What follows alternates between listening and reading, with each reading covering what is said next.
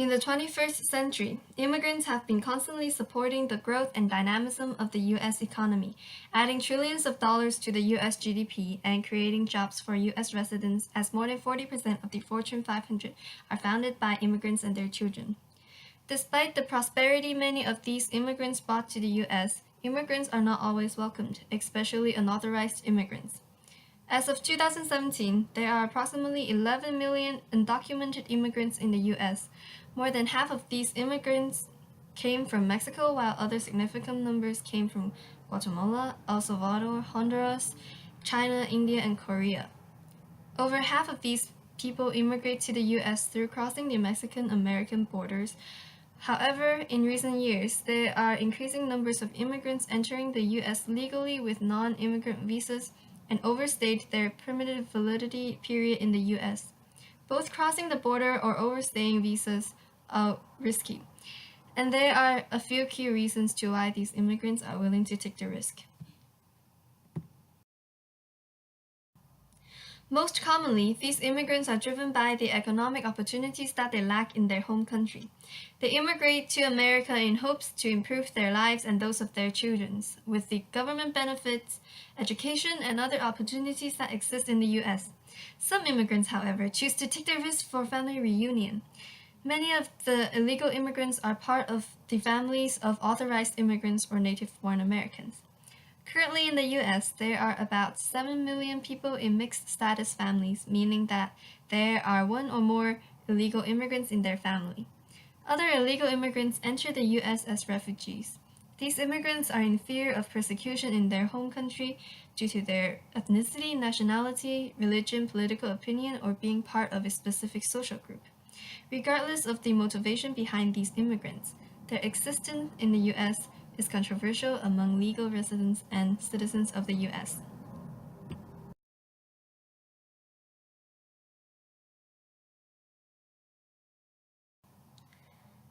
Advocates of these illegal immigrants include family members in the U.S. waiting for family unity and employers who seek for employees for unskilled jobs with low pay. Advocates generally believe that illegal immigrants are people who are seeking for a better and safer life for themselves and their children and would stay out of trouble. Opponents often believe that these illegal immigrants are people disrupting American citizens by taking American jobs and resources. Opponents also view illegal immigrants as criminals who would menace American neighborhoods. Some opponents are also people with strong nativism who see these illegal immigrants as inferior people.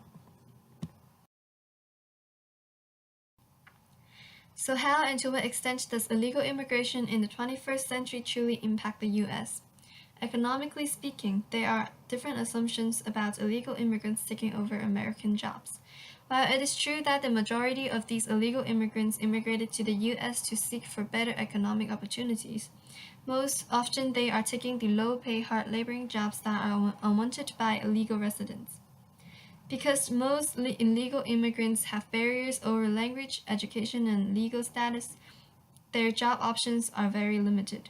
However, their contribution to the U.S. workforce is quite impressive.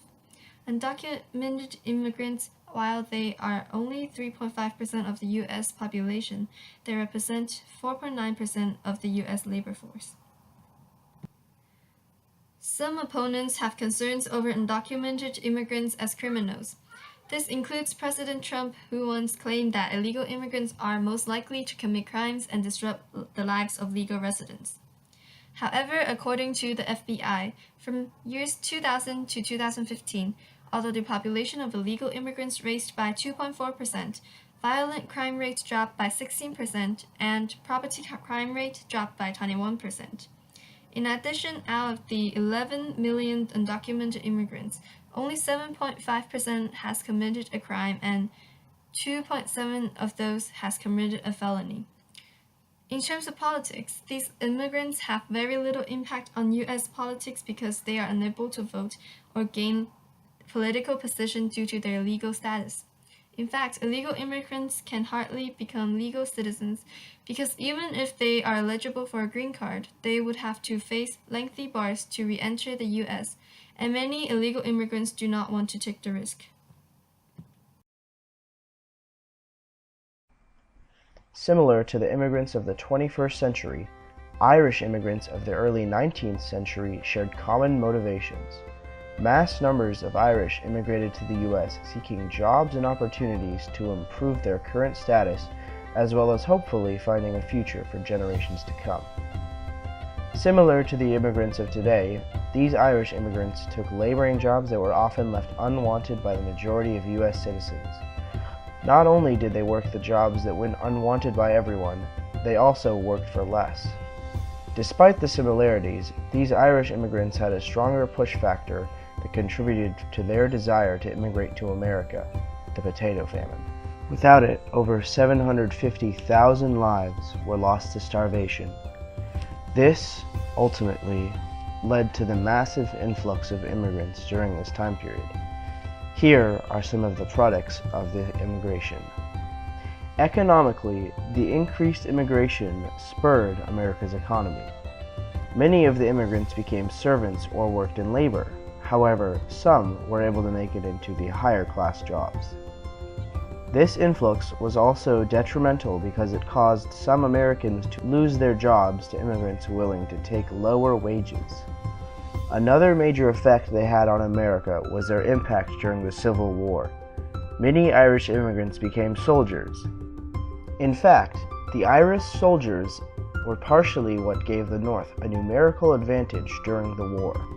Politically, the Irish had very few rights in the 1840s and 50s, and an even less chance of gaining representatives elected to a political position.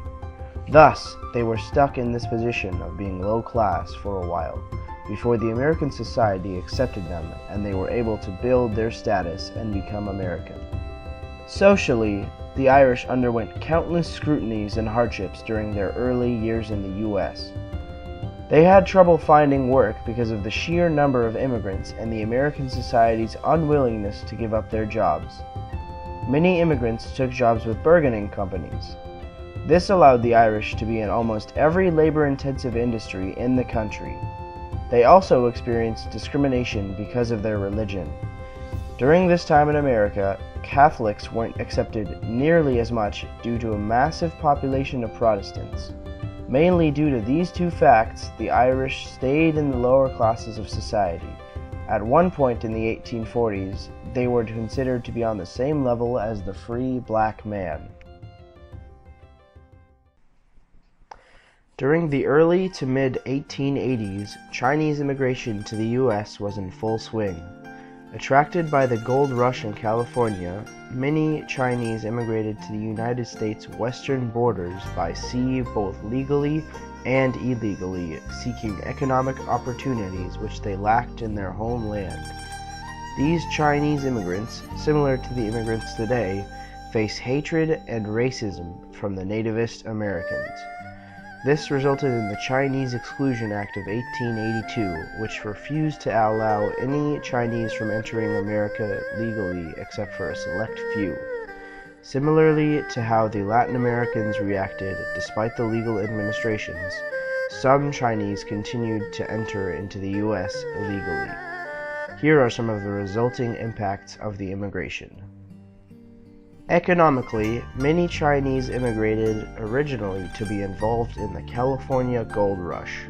However, when the gold rush was coming to a close, the Chinese immigrants who had originally come for the gold rush were out of a job. This prompted them to expand into all sorts of industries in the U.S. Some even became entrepreneurs. Much like the Irish before them, they were willing and eager to work for wages that were less than anyone else, which, while good for business, hurt the employment rate. Socially, in the 1880s, when the Chinese immigration was in full swing, the American public began to be very against the Chinese immigrating just for labor. They were uprooting many Americans from jobs they had held down for a while, but due to the Chinese working for cheaper, they were forced out. This cultivated a nativist force in America that was hardly seen before. It was so strong that it eventually led to the Chinese Exclusion Act, which stopped labor immigration from China altogether. The people who were stuck in America when the act was ratified were denied the ability to gain citizenship. all workers had to get a certificate of residence or risk being deported. Politically, during the period of time, the president and other government officials were supportive of the nativist movement. President Arthur even signed the Chinese Exclusion Act in 1882. The nativist movement eventually allowed for a platform to be built, the Know-Nothings.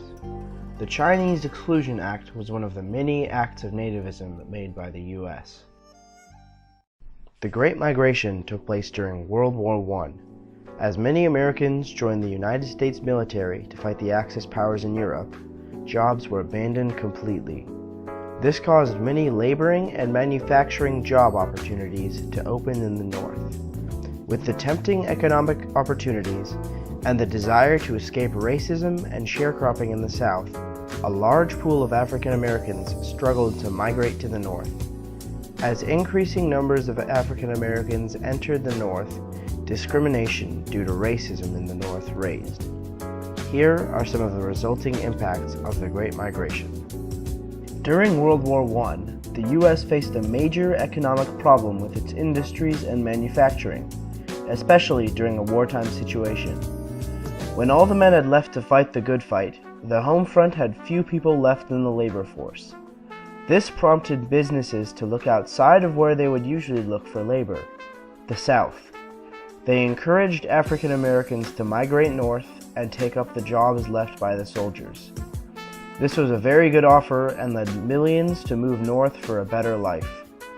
Socially, when the Great Migration began, the North was relatively okay with the influx in African Americans. However, when the amount began to grow, discrimination grew with it. Although the racism wasn't nearly as bad as the South, it was still brutal. And when the soldiers eventually came back at the end of the war, many of the African Americans enjoying the better life in the North were forced from their jobs, replaced by the men who worked there before the war. Politically, the black community during this time held very little weight due to the extreme racism and segregation in the country. This was eventually solved by the Civil Rights Act. Despite this, the U.S. government still promoted moving north to African Americans in the South. Recently, President Trump has placed 3 executive orders on illegal immigration regulations, reversing the previous policies enacted by the Obama administration. This includes creating a fence along the Mexican-American border, intended to improve national security, as well as lowering illegal immigration rates and expedited removal of illegal and potentially dangerous immigrants, specifically those of Islamic religion. This sets the stage for greater expansion of unprecedented immigrant removals, which could potentially harm the U.S. economy. In 2010, illegal immigrants paid for a total of $13 billion of Social Security and Medicare, while only receiving $1 billion in service. And they also paid an estimated of $11.7 billion a year for state and local taxes. In fact, deporting all illegal immigrants would cost the U.S. billions of dollars. It would require about $114 billion over 20 years to deport all illegal immigrants. That is $10,070 per person. This includes the cost of transporting them back to their home country and the immigration court process. Thus, illegal immigrants potentially bring less harm than benefits to the U.S.